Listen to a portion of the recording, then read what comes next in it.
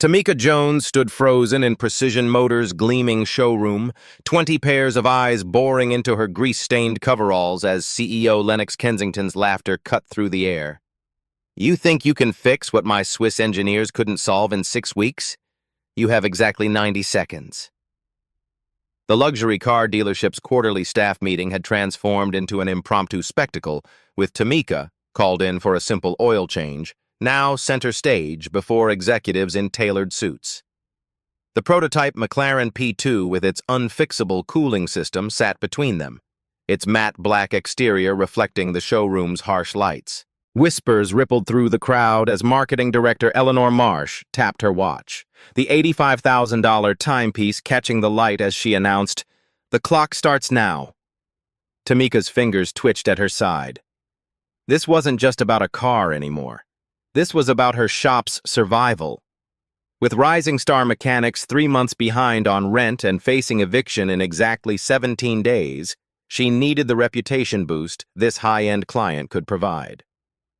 Her grandmother's voice echoed in her mind. They'll never let you win their game playing by their rules. MIT engineering dropout Tamika built Rising Star Mechanics after facing academic discrimination. Her grandmother Eloise raised her after her parents' accident, teaching her that knowledge is the one thing they can't take from you. Her grandfather Solomon's titanium wrench, cool to touch with a distinctive ping when tapped, became her diagnostic trademark. Every machine sings its own song, he'd taught her. Despite her talent for fixing unfixable problems, corporate competition pushed her shop to the brink.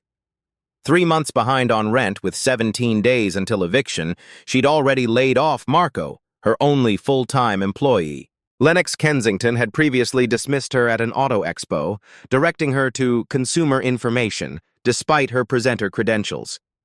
Now in his territory, with her grandfather's wrench in her pocket and the clock ticking, Tamika prepared to face the challenge that could save or destroy everything she'd built. "I just came to fix an oil leak," Tamika said, her voice steadier than she felt. "Nobody mentioned a cooling system problem." Kensington's smile widened as he circled the McLaren P2. "Yet here you are, claiming expertise. Our receptionist mentioned you insisted on being the one to service our vehicles. Something about specialized knowledge." Tamika bit back a correction. She'd said no such thing, but the trap was already sprung. "This prototype," Kensington continued, resting a manicured hand on the carbon fiber hood, "represents a $4.3 million investment. Its cooling system has stumped our engineering team for 6 weeks. We've had to postpone the launch event, costing us market advantage." He straightened his Italian silk tie. "But perhaps what we need is—" He paused, eyes raking over her coveralls. "A fresh perspective." Laughter rippled through the crowd. Only now did Tamika notice the journalists in the corner, tablets and cameras ready. This wasn't just a staff meeting. It was a media event. "Here's my proposal," Kensington announced. "Fix our impossible engine problem in 90 seconds, and Precision Motors will contract Rising Star Mechanics for all our routine maintenance. A guaranteed $250,000 annual contract." The room fell silent. Tamika's heart hammered against her ribs. "And if I can't?" she asked. "Then you publicly acknowledge that some technical challenges require properly credentialed professionals. And you cover the cost of today's wasted time. Let's say $5,000. $5,000 she didn't have, but a $250,000 contract would save her shop. The problem," Kensington continued, "is an intermittent cooling system failure that occurs only after the engine reaches optimal temperature." Eleanor Marsh stepped forward, her stiletto heels clicking against the polished floor. "For transparency," she added with feigned helpfulness, "we've documented every test performed." She handed Tamika a tablet displaying a spreadsheet of diagnostic attempts. "Tick-tock," Kensington interrupted. "Your 90-second window started when Ms. Marsh activated her timer. You now have 73 seconds remaining." Tamika stepped toward the vehicle, aware of every eye tracking her movement. As her hands hovered over the engine, a question burned in her mind with increasing urgency. Would the next minute and a half destroy her reputation or change her life forever? Tamika's hands moved with practiced efficiency as she scanned the engine compartment. The McLaren P2 was a masterpiece of engineering, a hybrid powerhouse with a revolutionary cooling system. 60 seconds, Eleanor announced, her voice carrying an undercurrent of satisfaction. Tamika identified the primary cooling circuit, tracing coolant pathways with her fingertips. Something wasn't right. "These tests," she said, pointing to the tablet, "they're all focused on component failure. Has anyone checked for systemic integration issues?" A murmur rippled through the executives. Kensington's smile tightened. "Our engineers consider every variable," he replied smoothly. "Perhaps stick to what you can see rather than questioning our methodology." 50 seconds. Tamika connected a sensor to the engine control unit. Normal. She triggered the diagnostic mode, scanning for error codes. Nothing definitive. "Your engineers replaced the thermostat 3 times," she noted, "but only tested the bypass valve in combination with other components." Her fingers found the valve, a sophisticated component that should redirect coolant when temperatures exceeded parameters. 40 seconds. Sweat beaded on her forehead as she traced the connections. The valve was properly installed according to specifications, but those specifications— "Wait," she muttered, pulling up the parts manifest. "This is a Mark IV bypass valve, but your coolant reservoir is configured for—" 35 seconds, Eleanor cut in, louder this time. "Perhaps you should be doing rather than talking." The audience chuckled. A camera flashed. Tamika blocked them out.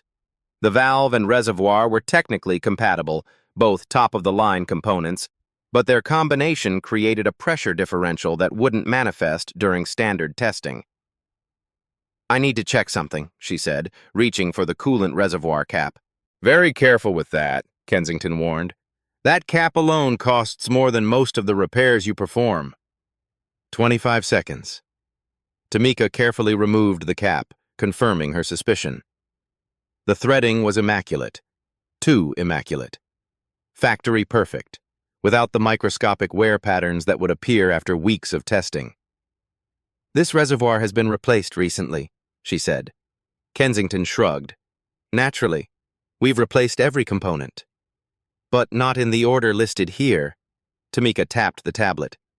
"According to your documentation, the last reservoir replacement was 3 weeks ago, but this one is new." A flash of something. Concern crossed Kensington's face before his smug expression returned. "We conduct ongoing tests. The paperwork isn't always updated immediately." 15 seconds, Eleanor announced, her voice carrying a hint of nervousness now. Tamika had identified part of the problem, the mismatched pressure dynamics, but that alone wouldn't cause the failures they were experiencing. There had to be something else. She ran her hand along the coolant lines, feeling for irregularities. Her fingers paused on a junction where the main coolant line connected to the heat exchanger. There, almost imperceptible, was a slight deformation in the metal fitting. 10 seconds. "I think I've found part of the problem," Tamika announced, pointing to the junction. "This fitting is slightly deformed. When the engine heats up and the coolant system pressurizes, it creates a micro-leak that compounds with the pressure differential between the valve and the new reservoir." 5 seconds, Eleanor interrupted. "Sounds like guesswork to me." "It's not guesswork," Tamika insisted. "I can prove it if I can just—" "Time's up," Kensington announced with theatrical finality, stepping between Tamika and the engine. "A valiant effort, but as expected, the problem remains unsolved." The executives began to applaud politely, as if acknowledging an amusing intermission. "Not so fast," Tamika said. "I've identified the primary issues. I just need a few more minutes to demonstrate the fix." Kensington's smile became predatory. "Our agreement was 90 seconds, not as long as you need. Besides, identifying potential problems isn't the same as fixing them." He turned to the audience, spreading his hands in a gesture of magnanimous regret. "I believe we've been more than fair. However, To demonstrate Precision Motors' commitment to community engagement, I'll waive the $5,000 penalty. The condescension in his voice made the gesture more insulting than generous. But I'm not finished, Tamika protested. I found something your engineers missed. And yet, Kensington cut her off, the engine remains unfixed, which brings us to an important lesson about the difference between amateur enthusiasm and professional expertise. He gestured toward the door. Thank you for participating in today's demonstration. My assistant will see you out. Your test conditions are flawed, she said clearly, making sure her voice carried to the journalists. The components have been changed without proper documentation, and there's evidence of security, Kensington called smoothly. Please escort Ms. Jones from the premises. Two men in dark suits moved toward Tamika. This was spiraling out of control. If she left now, not only would she lose the contract, but the public humiliation would devastate what little professional reputation she had left. Her hand closed around her grandfather's wrench in her pocket. There had to be another way. Wait, called a voice from the back of the showroom. I'd like to see this play out. The security guards paused as a woman stepped forward from the journalists. She wore a tailored pantsuit with a press badge that identified her as Vanessa Washington, technology editor for Auto Innovation Quarterly. Mr. Kensington, Washington continued, your challenge specified fixing the problem, not merely identifying it. Surely demonstration of the actual repair is the true test. Kensington's smile didn't waver, but his eyes hardened. The parameters were clear, 90 seconds. Then change the parameters, Washington countered. Your quarterly results come out next week, and I'm writing a feature on innovation leadership. I'd be fascinated to see how Precision Motors handles unexpected solutions. Kensington's jaw tightened before he relaxed into a practiced smile. Always in the pursuit of transparency. Very well, Ms. Jones may have an additional 2 minutes, but only under supervision. He gestured to a man in an impeccable gray suit. Dr. Reeves, our Director of Engineering, will oversee the process. Dr. Reeves stepped forward, his expression a mixture of annoyance and professional curiosity. You believe the issue is with the coolant junction and pressure differential? He asked Tamika, his tone suggesting he was humoring a child. That's part of it, Tamika replied, but there's something else, something deliberate. The room went silent. Excuse me? Kensington's voice had lost its smooth veneer. This engine has been tampered with, Tamika said clearly. The coolant fitting didn't deform through normal wear. It's been manually altered, slightly, but enough to ensure failure under specific conditions. Dr. Reeves frowned, leaning closer to examine the fitting. That's a serious accusation. It's not an accusation, it's an observation, Tamika replied. And it's not the only irregularity. The electronic control unit has been modified too. She pointed to the ECU, the engine's central computer. The casing has been opened and resealed. There's a slight misalignment in the housing. Our technicians regularly update the software, Dr. Reeves countered. Without documenting it? Tamika challenged. Murmurs swept through the crowd. The journalists were recording everything. Kensington stepped closer, lowering his voice. You are walking a very dangerous line, Ms. Jones. Accusations of sabotage could be considered defamatory. Tamika felt a momentary flash of doubt. Was she risking everything on a hunch? Her grandmother's voice came back to her. When they try to make you doubt yourself, that's when you know you're onto something. I'm not accusing anyone, she said loudly. I'm diagnosing a vehicle, and this vehicle has been deliberately set up to fail. Dr. Reeves cleared his throat. The fitting does appear to have been altered. Kensington's face flushed with anger. This is absurd. 1 minute remaining, Eleanor announced, her voice slightly shaky. Tamika needed to focus. The coolant junction could be addressed quickly, but the ECU modifications would require specialized equipment she didn't have access to here. Unless... Her hand closed around Solomon's wrench. Her grandfather had modified it with a unique feature, a precision edge that could be used as a makeshift screwdriver in emergencies. I need to reset the ECU and adjust that fitting, she told Dr. Reeves. Can you confirm the ECU access code? The engineer hesitated, looking at Kensington, who gave a curt nod. Alpha Zulu 959 Echo 3, Dr. Reeves provided. Tamika worked with methodical precision, using her grandfather's wrench to carefully straighten the deformed fitting while Dr. Reeves entered the access code. The coolant line now formed a proper seal, but the ECU still contained whatever modifications had been made. 30 seconds, Eleanor called out. Tamika connected the diagnostic tablet to the ECU port and ran a scan. There, buried in the thermal management subroutines, was a line of code that didn't belong. A trigger that would activate only when specific conditions were met, forcing the cooling system to exceed safety parameters.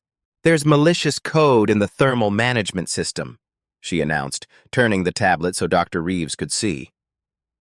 It's designed to override safety protocols once operating temperature is reached. The engineer's expression shifted from skepticism to shock. This shouldn't be here. Can you remove it? Tamika asked urgently. Yes, but we'd need to... 10 seconds! Eleanor's voice was almost frantic now.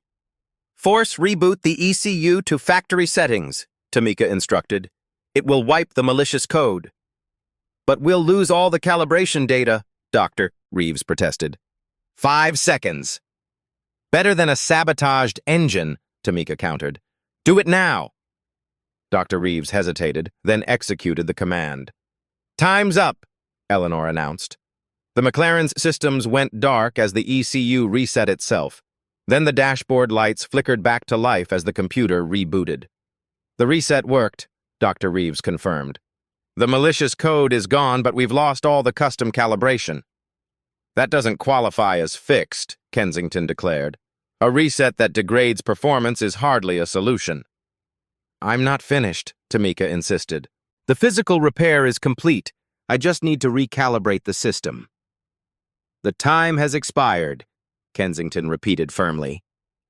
Vanessa Washington stepped forward again.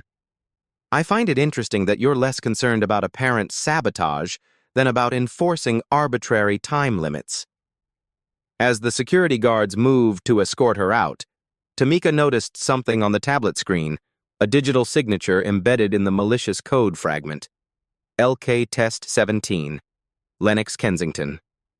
Test 17. The realization hit her like a physical blow. This wasn't just sabotage. It was a test. Kensington had been testing his own engineers, and now he was testing her. Before I leave, she announced loudly, I'd like Ms. Washington and her colleagues to see something interesting in the code signature. All eyes turned to Tamika as she stood her ground, the diagnostic tablet still in her hand. There's nothing more to see here, Kensington said. The challenge is over. Is it? Tamika challenged. Because I haven't shown everyone my specialty yet. Without waiting for permission, she pulled her grandfather's titanium socket wrench from her pocket. The polished metal caught the showroom lights, drawing attention. What are you going to do? Dr. Reeves asked. Hit something? I'm going to listen, Tamika replied. She stepped to the McLaren's engine, now running at idle after the reset. Closing her eyes, she placed the titanium wrench against various points of the engine block, pressing its handle to her ear like a doctor with a stethoscope. The showroom fell silent, except for the engine's purr and the soft ping of metal against metal as she moved the wrench methodically. Eleanor Marsh laughed nervously. What is this? Some kind of mechanical seance? Tamika ignored her, concentrating intently on the subtle vibrations and acoustic signatures transmitting through the wrench. Her grandfather had taught her this technique, how every engine had a unique sound profile, how the tiniest imperfections created distinctive patterns that told stories conventional diagnostics might miss. There, she murmured after 30 seconds. Third cylinder. Intake valve. She opened her eyes to find everyone staring at her. The third cylinder intake valve has a microfracture, she explained, pointing to a section of the engine hidden beneath components. It wouldn't show up on standard diagnostics because it only opens under specific load conditions.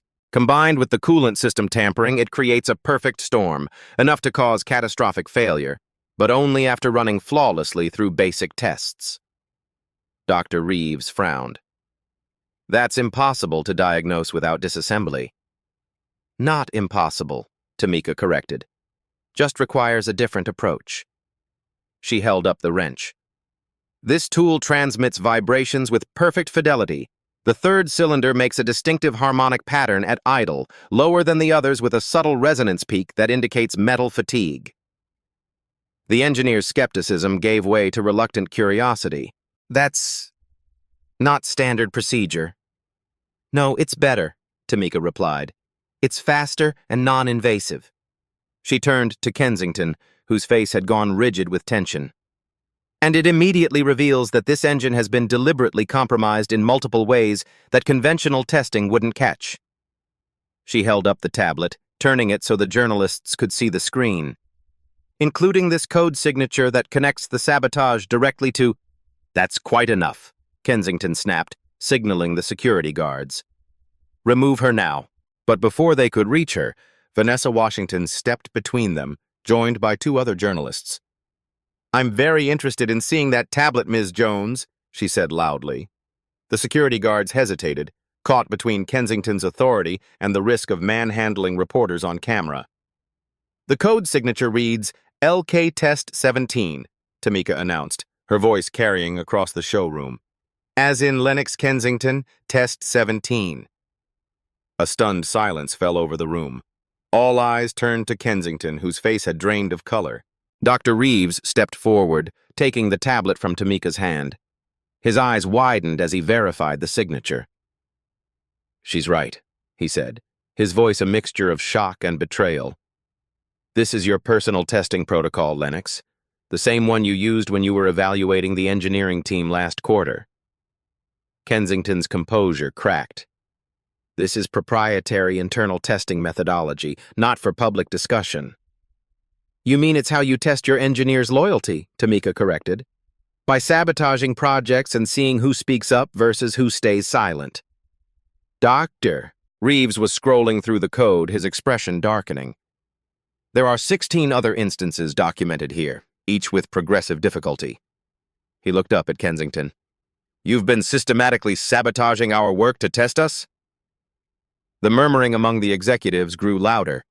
Eleanor Marsh stepped away from Kensington, distancing herself as she sensed the shifting dynamics. It's a standard industry practice, Kensington insisted, though his confident demeanor had evaporated. Quality control through adversarial testing. There's nothing standard about deliberately creating failure points without the knowledge of your team, Vanessa Washington countered, already typing notes into her phone. Dr. Reeves turned to Tamika with newfound respect. How did you know to check for this? Because I was listening for the whole story, not just the parts I was told to hear, Tamika replied, hefting her grandfather's wrench. My grandfather showed me that machines communicate their problems if you pay attention to all the signals, not just the obvious ones. She stepped back to the McLaren, placing the wrench against the engine block once more. Listen, she invited Dr. Reeves. The engineer hesitantly mimicked her actions, pressing his ear to the wrench handle. His eyes widened. I can hear it, he confirmed, amazement breaking through his reserve. A distinct difference in the third cylinder. He straightened, turning to the gathered executives and journalists. She's correct about the microfracture. I can verify it. And I can fix it, Tamika added confidently. Along with properly recalibrating the system. Kensington attempted to regain control. This demonstration has concluded. Dr. Reeves, secure the prototype. Nobody moved. I'd like to see Mrs. Jones complete the repair, Vanessa Washington said, her statement clearly a challenge, since she's identified problems your entire engineering team missed. Dr. Reeves made a decision that visibly surprised Kensington. I concur. Ms. Jones has demonstrated exceptional abilities. I'd like to observe her complete the repair process. Eleanor Marsh quickly aligned herself with the prevailing sentiment. Precision Motors has always valued innovation and talent, regardless of its source, she announced smoothly. Perhaps we should view this as an opportunity. Cornered, Kensington forced a tight smile. By all means. Ms. Jones may proceed, under supervision, of course. Tamika didn't wait for further permission. With the wrench still in hand, she set to work, explaining each step. First, she completed the coolant system repair. Then, with Dr. Reeves's assistance, she extracted the flawed intake valve and demonstrated the microfracture to the captivated audience. The fracture pattern indicates deliberate stress, she explained, showing the valve to the journalists. This wasn't fatigue or manufacturing defect. It was created intentionally. As Kensington watched his carefully constructed scenario unravel, Tamika reconstructed the engine, her hands moving with the confidence of someone who had found her element. Within 20 minutes, the McLaren's engine was reassembled and functioning flawlessly. "Start it up," she told Dr. Reeves. The engine roared to life, its sound now perfectly balanced. The diagnostic tablet displayed optimal performance metrics across every system. "Take it to operating temperature," Tamika instructed. Dr. Reeves did so, monitoring the readings carefully. The cooling system performed flawlessly. "It's fixed," he confirmed, unable to hide his admiration. "Completely fixed." The crowd erupted in applause, genuine appreciation for skill demonstrated under pressure. Tamika looked directly at Kensington, whose face was now a mask of barely controlled fury beneath a veneer of corporate composure. "I believe we had an agreement," she said. "A $250,000 annual maintenance contract." "You've certainly demonstrated creativity," Kensington acknowledged, his voice tight. "However, our agreement specified fixing the problem within 90 seconds. You required significantly more time, which invalidates our original terms." The momentary triumph Tamika had felt began to fade. Of course, he would find a way to wriggle out of the deal. "That's not what happened," she countered. "I identified the problems within the time limit. The only reason I needed longer was because of your security intervention and the extent of the deliberate sabotage." Kensington's smile returned, cold and calculated. "Nevertheless, contracts are about precise terms. I'm afraid Precision Motors cannot enter into an agreement based on modified conditions." Dr. Reeves looked uncomfortable but remained silent. The executives began to nod in agreement with their CEO. "You're backing out because I exposed your testing program," Tamika said flatly. "I'm adhering to our original agreement," Kensington corrected. "Though in recognition of your unusual methods, I'm prepared to offer you a one-time consultation fee of $2,000 for today's demonstration." $2,000. A pittance compared to the contract that would have saved her shop, barely enough to cover 1 month's rent. Eleanor Marsh stepped forward, tablet in hand. "I've prepared the standard NDA and consultation invoice. If you'll just sign here, we can process your payment immediately." The subtext was clear. Take the money and keep quiet about what you've seen.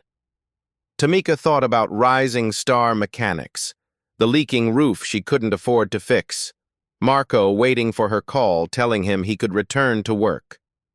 17 days until eviction. $2,000 wouldn't save her shop, but it would buy her a little time. Then she thought about the implications of signing that NDA. Kensington's testing program wasn't just ethically questionable, it was potentially dangerous. "No," she said finally. "I won't sign an NDA covering up potentially hazardous practices." Kensington's expression hardened. "Then I'm afraid we have nothing further to discuss. Security will escort you out." This time the guards moved with purpose, flanking Tamika and gesturing toward the exit. "You can't just brush this under the rug," Tamika protested, looking to the journalists for support. But they were being herded to a separate area by Precision's PR team, offered exclusive interviews with Kensington to clarify today's demonstration. Dr. Reeves caught her eye briefly before turning away, his expression apologetic but unwilling to risk his position. The McLaren, now perfectly functional thanks to her, was being wheeled into a restricted area. As the security guards led her toward the exit, Kensington stepped close one last time. "You know," he said quietly. You could have had a place here if you'd played along. Talent like yours is rare, even if it comes in unconventional packaging. I'd never work for someone who sabotages their own team to test their loyalty, Tamika replied. Kensington shrugged. Your loss. By this time tomorrow, today's little drama will be forgotten. The McLaren will launch on schedule, our stock will rise, and you'll still be changing oil in that neighborhood shop of yours. He checked his watch. At least until your eviction next month. As she trudged toward her pickup in the far corner of the lot, she saw Vanessa Washington hurrying toward her. Ms. Jones? Wait! A flicker of hope rose in Tamika's chest. That was incredible in there, Washington said. The way you diagnosed the engine, I've never seen anything like it. Thanks, Tamika replied. But it doesn't matter now. Kensington's going to bury it all. Washington's expression shifted, becoming apologetic. That's actually what I wanted to talk to you about. Precision Motors is one of our biggest advertisers. My editor just called. We can't run anything about the code signature or the intentional tampering without concrete proof, which disappeared back into that building. The last ember of hope extinguished. Of course. Money always protected money. As Washington took down her contact information, Tamika's phone buzzed with a text message from her part-timer named Darius. Inspector came by again. Says we need 8K and fire code upgrades by next week or he's shutting us down. Another impossible hurdle. I have to go, she told Washington, pocketing her phone. Tamika climbed into her truck, placing her grandfather's wrench on the passenger seat, its titanium surface reflecting the afternoon light. For the first time, the tool felt like a hollow reminder rather than a source of strength. As she pulled out of the parking lot, she caught a glimpse of Kensington through the showroom windows, smiling confidently as he addressed the gathered media. 17 days until eviction. 1 week until the fire inspector's deadline. No contract, no windfall, no justice. What would it take for skill and integrity to matter more than power and privilege? Tamika drove aimlessly, the afternoon sun slanting through her windshield. She should head back to the shop. There were still customers waiting, but the weight of impending failure made it hard to focus. Her phone buzzed. Darius. Where you at? Mr. Patterson waiting on his Camry. As she approached the industrial district where her shop stood, a black Mercedes SUV pulled alongside her at a stoplight. The passenger window slid down. Ms. Jones? The driver was a middle-aged woman in a crisp suit. I need a word. Please pull over at the next block. Tamika followed the Mercedes into an empty parking lot and cut her engine. The woman emerged with purposeful strides, offering a business card. Catherine Voss, Chief Operations Officer, Horizon Automotive Group. Tamika recognized the name immediately. Horizon was Precision Motors' largest competitor. How did you find me? Tamika asked. Voss smiled slightly. Ms. Washington isn't the only journalist with a phone, and unlike her publication, mine doesn't depend on Precision Motors' advertising dollars. She gestured to Tamika's truck. May I? Tamika nodded and Voss slipped into the passenger seat, immediately noticing the titanium wrench. That's an unusual tool, she observed. It was my grandfather's, Tamika replied. Voss nodded. I was in the showroom today, not as a guest. Horizon has people who attend Precision's public events. Corporate intelligence, you might call it. You saw what happened. Every moment, including what followed after you left. Voss removed her sunglasses. Kensington is in damage control mode. He's offering exclusive access to journalists in exchange for their discretion. And your people? We're recording everything, including the tablet screen showing Kensington's signature on the sabotage code. Tamika sat up straighter. You have proof.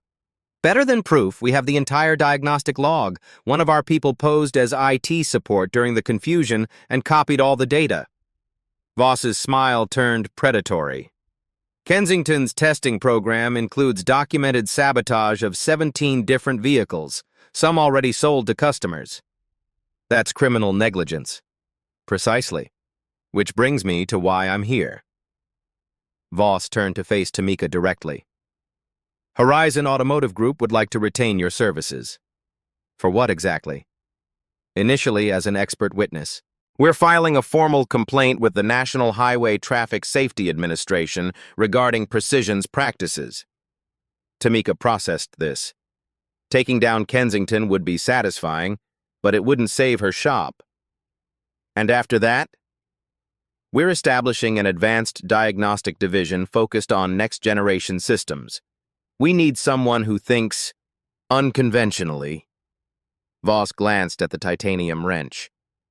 Someone who understands that machines communicate in ways standard procedures might miss. You're offering me a job. I'm offering you a division, with a starting budget of $3 million and a team of 20 engineers, plus immediate compensation for your expert testimony, let's say $50,000 as an initial retainer. The figure hit Tamika like a physical force. $50,000 would clear her debts, fund the fire code upgrades, and still leave operating capital. But a corporate position meant leaving Rising Star behind. Voss seemed to read her hesitation. There's one more thing.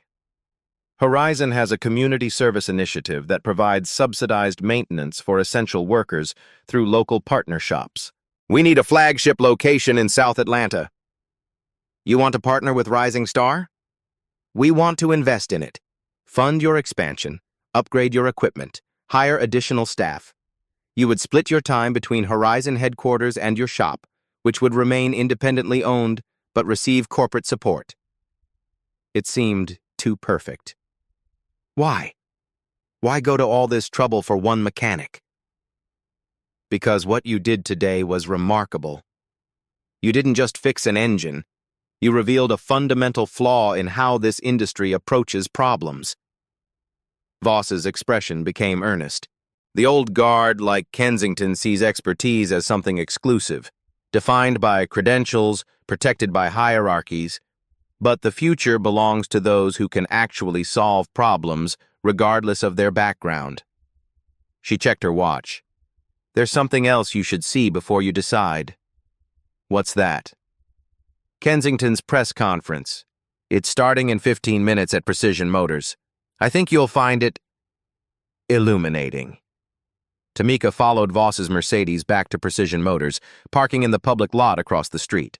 They remained in Voss's vehicle, watching as a small stage had been erected for the press conference. What exactly are we waiting for? Tamika asked. Voss checked her phone. Confirmation that, here we go. She turned the screen toward Tamika, showing a text message. Package delivered. Link active in 3 minutes. On the stage, Lennox Kensington appeared, surrounded by his executive team. Camera flashes erupted as he approached the microphone, his confident smile firmly in place. The car's dashboard display lit up with a live feed of Kensington's microphone audio and a different camera angle than the press cameras. This one from inside the Precision Motors network. Ladies and gentlemen, Kensington began, thank you for joining us on this exciting day.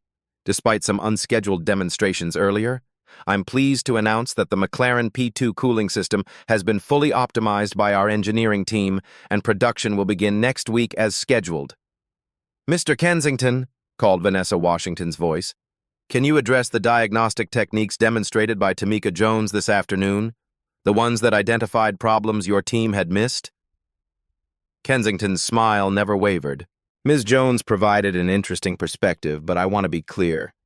Our engineering team had already identified the issues and was implementing solutions as part of our standard iterative process. Tamika felt her blood pressure rising at the blatant lie. What about the evidence of intentional tampering with the engine systems? Another reporter called out. A complete misunderstanding, Kensington replied smoothly. What Ms. Jones observed were controlled testing parameters, standard in our industry. Nothing was tampered with. We simply create challenging conditions to ensure our systems can withstand extreme scenarios. Voss smiled thinly. He's good. I'll give him that. On stage, Kensington continued fielding questions, rewriting history in real time.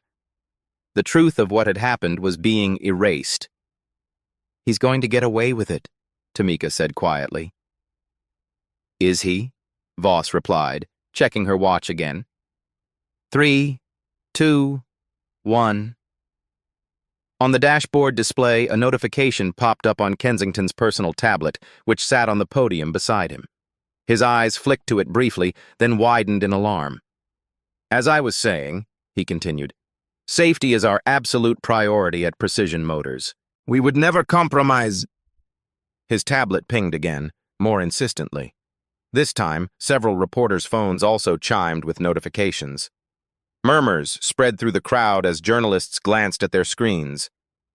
What did you do? Tamika asked, watching Kensington's growing discomfort. Not me, Voss replied. An anonymous whistleblower just released Kensington's testing logs to every automotive journalist in that crowd, along with video of today's demonstration. On stage, Kensington was losing control as reporters began shouting new questions. Mr. Kensington, can you explain why your personal code signature appears on documented engine sabotage? Is it standard practice at Precision to create intentional failure points without informing your engineering team? Has the NHTSA been notified about your testing methods on vehicles already sold to consumers? Kensington's face had gone from confident to ashen. He leaned over to whisper urgently to Eleanor Marsh, who looked equally stricken. I think, Voss said with satisfaction, we're about to witness corporate karma in action. Kensington tapped the microphone. I believe there's been a security breach with some internal testing documentation being taken out of context. We'll be concluding this press conference while we investigate. Thank you for your time. As he attempted to leave the stage, a final question rang out. Mr. Kensington, Tamika Jones fixed your impossible engine in front of witnesses after identifying your sabotage. Do you stand by your decision to renege on your promised contract with her? The question froze him mid-step. Camera flashes intensified as journalists sensed blood in the water. Kensington turned back to the microphone, his corporate mask cracking. Ms. Jones performed an unauthorized diagnostic procedure that violated our protocols. The challenge parameters were clearly... The parameters, interrupted a new voice, were to fix an impossible engine problem that had stumped your engineers for weeks, which she did, despite your interference. Dr. Reeves had stepped to the microphone. The director of engineering looked directly into the cameras. I can confirm that Tamika Jones correctly identified and repaired multiple issues that our team had failed to resolve, including evidence of systematic tampering that appears to have been part of an unauthorized testing program. The crowd erupted. Kensington tried to pull Reeves away from the microphone, but the damage was done. Reporters shouted questions over each other as the PR team scrambled unsuccessfully to regain control. In the Mercedes, Tamika watched in astonishment as Kensington's carefully constructed narrative collapsed in real time. Dr. Reeves just committed career suicide, she said. Or ensured his place in the industry as a person of integrity, Voss countered. Horizon has been trying to recruit him for years. On stage, Kensington was being led away by his security team while Eleanor Marsh attempted to salvage the press conference. The damage control was too late. Live feeds were already broadcasting the story globally. Precision Motors stock was plummeting in after-hours trading, and the hashtag Impossible Engine was trending. Tamika's phone buzzed with notifications, journalists requesting interviews, old customers expressing support, and a text from Darius. Boss, you're all over Twitter. Shop phone blowing up with new appointments. She turned to Voss, who was watching her with an expectant expression. So, about that offer? Tamika looked down at her grandfather's titanium wrench, running her fingers along its smooth surface. When she lifted it, the metal caught the late afternoon sun, transforming it from a simple tool to something almost luminous. She tapped it lightly against the truck's dashboard, listening to the distinctive ping that had guided her through countless repairs. I need to counteroffer, Tamika said finally. I want Rising Star to remain independent, but I'm open to a partnership with Horizon. And I want to establish a training program for mechanics from underserved communities, focusing on the diagnostic techniques my grandfather taught me. Voss smiled. I think we can work with that.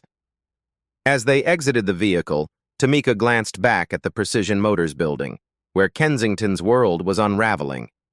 The impossible engine had been fixed in seconds, and in doing so, had fixed something much larger. 3 months later, Tamika stood in the center of Rising Star Mechanics, barely recognizing the space she'd fought so hard to save. Gone was the leaking roof and outdated equipment. In their place stood a state-of-the-art facility that maintained its neighborhood charm while incorporating cutting-edge technology. The partnership with Horizon Automotive Group had transformed more than just her shop. Precision Motors stock had fallen 32% after the NHTSA launched a formal investigation into Lennox Kensington's testing program. The resulting scandal had forced his resignation, with the board appointing Dr. Reeves as interim CEO to rebuild the company's reputation. Tamika's phone chimed with a calendar alert. First graduation ceremony, 2:00 p.m. She smiled, slipping her grandfather's titanium wrench into the pocket of her new coveralls, still bearing the Rising Star logo, but now with Director of Advanced Diagnostic Training embroidered beneath it. She walked through the expanded facility, passing workstations where mechanics both experienced and novice worked on vehicles ranging from decades-old sedans to the latest electric models. The community rate board still hung prominently by the entrance, maintaining the shop's commitment to accessible service for essential workers and low-income residents. Marco, now her operations manager, intercepted her with a tablet. Latest diagnostic certification scores just came in. Our students averaged 94% compared to the national average of 76%. Not surprising, Tamika replied. They're learning to listen, not just look. The training program, officially named the Solomon Jones Diagnostic Fellowship, had launched with funding from Horizon and unexpected support from Dr. Reeves, who had volunteered as a guest instructor. The first cohort of 12 students, all from underrepresented backgrounds in the automotive industry, were completing their certification today. In the newly constructed classroom addition, chairs had been arranged for the graduation ceremony. Family members were already arriving, many from the same neighborhood where Tamika had grown up. She recognized parents who had once brought their cars to Solomon for repairs, now watching their children follow a similar path with expanded opportunities. Her grandmother, Eloise, sat in the front row, her eyes bright with unshed tears of pride. Beside her was an empty chair reserved for Solomon, present in spirit, if not in body. At the back of the room stood Catherine Voss, who had become both mentor and friend in the months since their first meeting. Their partnership had expanded beyond the original agreement, with Tamika now splitting her time between Rising Star, Horizon's R&D facility, and occasional expert witness appearances in the ongoing Precision Motors investigation. As the ceremony began, Tamika took her place at the podium, the weight of her grandfather's wrench a comforting presence in her pocket. She surveyed the faces before her, 12 students who had mastered not just technical skills, but a philosophy of problem-solving that valued intuition alongside analytics. Today, she began, you're not just receiving certificates. You're inheriting a tradition of listening to what machines are trying to tell us, even when conventional wisdom says it's impossible. She removed the titanium wrench from her pocket, its surface catching the light as she held it up. This tool belonged to my grandfather. Its metal is cool against your palm when you first pick it up, but it warms quickly, becoming an extension of your hand rather than just an object you hold. Tamika tapped it lightly against the podium, and the distinctive ping resonated through the room. That sound, that specific frequency, has guided me through countless impossible problems. But the tool itself isn't magic. It's the willingness to listen differently that makes the difference. As she spoke, the main garage door rolled up, revealing the same McLaren P2, the impossible engine that had changed everything. Beside it stood Dr. Reeves and a team of precision engineers who had enrolled in Tamika's advanced diagnostic course as part of the company's rebuilding process. As the celebration continued, Tamika stepped outside for a moment of quiet reflection. The sun was setting over the industrial district, casting long shadows across Rising Star's newly painted exterior. The sign above the door still bore her grandfather's original design, now restored and illuminated. Her phone buzzed with a notification. It was a message from a number she didn't recognize. "Ms. Jones, Lennox Kensington here. I find myself in need of mechanical assistance with my personal vehicle. My usual resources are unavailable. Would your shop accept the business?" Tamika laughed softly to herself. The universe had a poetic sense of justice after all. She typed a simple reply. "Rising Star Mechanics accepts all customers. Our community rates are posted on our website." Slipping the phone back into her pocket, she felt the outline of her grandfather's wrench, the tool that had taught her to listen beyond the obvious, to find solutions where others saw only impossibilities. Behind her, the sounds of celebration continued. Voices of the next generation who would carry these lessons forward, changing an industry that had once tried to exclude them. Tamika looked up at the stars beginning to appear in the darkening sky. "We did it, Grandpa," she whispered. "We really did it." When was the last time someone told you something was impossible? What might happen if you decided not to believe them? When was the last time someone told you something was impossible? Have you ever proven the doubters wrong with your hidden skills? We'd love to hear your story. If you enjoyed this tale of triumph against the odds, be sure to like this video and subscribe to Beat Stories for more inspiring narratives that celebrate underdogs rising above challenges. Hit that notification bell so you never miss our newest stories of people breaking barriers and defying expectations. This isn't the end of the story. It's the beginning of what happens when truth meets visibility. At Beat Stories, we believe exposure is the first step to transformation. Subscribe and stay tuned, because the next story might be yours.